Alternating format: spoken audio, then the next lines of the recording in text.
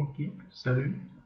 Suite à vos préoccupations, j'ai un peu réfléchi et je pense que la solution est plutôt simple. Alors, comme vous pouvez le voir, c'est bien ça. Je pense que c'est bien ce que vous voulez. Je pense avoir bien reproduit votre tableau. Bon, c'est vrai que je n'ai pas mis les mêmes noms, j'ai mis autre chose. Donc là, j'ai voulu un peu abréger. Donc, pour ici, pour la feuille, donc là, il met les noms. Bon, les autres éléments, je n'ai pas mis puisque ça ne devait pas être utile pour expliquer ce que j'ai eu à faire. Donc là, vous voyez ici, pour Toli, là, j'ai mis le type, donc j'ai un peu changé. J'ai mis la absence et là, j'ai mis congé pour qu'on puisse voir comment ça va jouer.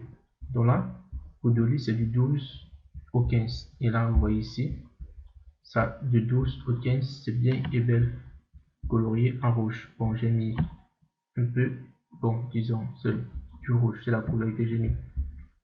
Et là, pour le congé, il s'agit de Abidas. Donc, vous allez voir que si je modifie son nom ici, là également, ça va également modifier ici, ça va mettre la couleur qui correspond au congé. Donc, ce qui fait qu'on aura ceci. C'est bien là le congé, ça part bien du 2 au 10. Donc, voilà ça, du 2 au 10. Donc, comment je fais? Donc là, j'ai juste utilisé des mises en forme conditionnelles. Alors, pour des tests, j'ai eu à faire des tests ici. Donc là, puisque ici, dans notre fichier de date, les dates seront mentionnées bon, en format date complet. Donc, ce qui fait que si, donc, ce que nous avons besoin dans notre calendrier, ils apparaissent simplement en jour. Donc, ce qui fait qu'en fait, ici, il faut que nous utilisions une fonction pour ressortir uniquement le jour que nous voulons. C'est donc pour ça que, là, vous voyez, là, j'ai utilisé la fonction jour. Vous voyez bien que ça me renvoie uniquement le jour. Et il en est pareil pour donc, le début, donc date de début et la date de fin. Donc là, c'est un peu le test que j'ai fait pour pouvoir vous expliquer. Maintenant, en second, puisque maintenant il faut y apporter des conditions. Donc là, il faut donc faire ma deuxième fonction. Donc, le deuxième test, ça veut celui-ci. Là, c'est juste pour avoir la recherche V, puisqu'on doit envoyer le jour. Mais le jour, maintenant, en fonction de quoi? Il faut donc faire une précision, puisque ce sera en fonction de ce nom, bien de l'employé.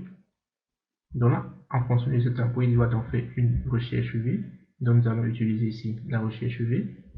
Donc, c'est vrai que j'aurais dû commencer par faire ce test-ci. Donc, tout d'abord, on aurait tout d'abord eu à faire une recherche V. Donc, c'est-à-dire quoi? Dans notre recherche V, qu'est-ce qu'on va faire? On va tout simplement rechercher notre nom. Donc, nous allons rechercher ici le nom, donc c'est-à-dire le nom de l'employé. Et nous allons dans notre table matrice qui est bien. Voilà notre table. Bon, j'ai juste pris les deux colonnes, donc vous pourriez prendre autant que vous le voulez, ça va dépendre de vous. Et là, je dois donc renvoyer à quel élément? À cet élément-ci, puisqu'il s'agit de la date de début. Donc, on a là la première rangée, deuxième et troisième. Donc, vous voyez que là, ça me renvoie un peu sur ce format-ci, puisque ça ne va pas renvoyer en le jour uniquement. Donc, c'est la raison pour laquelle j'ai donc dû associer à cela la fonction jour. Donc, pour que ça puisse me renvoyer uniquement le jour que je veux. Alors, maintenant, lorsqu'on a réussi à faire ceci, ça nous donne uniquement en fonction du nom. Or, il précise bien que maintenant, les couleurs, puisque vous avez dit que vous voulez que les couleurs se mettent en fonction de certains critères. Bon, ici, je n'ai pris que 2. Les congés, les absences. Bon, je sais que vous avez 3. Ben, avec 2, ça peut aller pour faire avec 3, 4 et ainsi de suite. Donc, lorsque vous avez fait ceci, là maintenant, il faut maintenant intégrer les critères concernant les types. Donc là, si c'est un congé, ça doit se mettre. Bon, j'ai choisi la couleur verte et pour les absences en rouge. Alors, pour intégrer ce deuxième critère, qu'est-ce qu'il faut donc faire? Il faut donc maintenant intégrer une fonction si. Alors, qu'est-ce qu'on doit chercher? Si vous voyez bien, là, il faut que d'abord la fonction si. Donc, on va jouer ici avec les types. Donc, il s'agit de quoi? Si donc le type, donc ça va rechercher en fonction du nom, ça va fouiller le nom et ça va renvoyer le type. C'est donc ça pourquoi ils sont mis ici en deux. Si vous regardez ici, lorsqu'on sélectionne notre tableau, c'est celui-ci qu'on va sélectionner et ça sera à la deuxième position. Donc, ce qui fait donc que lorsqu'on va rechercher celui-ci à notre deuxième position, ça va nous renvoyer le type.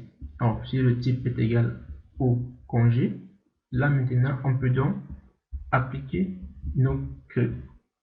on peut donc afficher le jour qui convient, c'est-à-dire la date de début.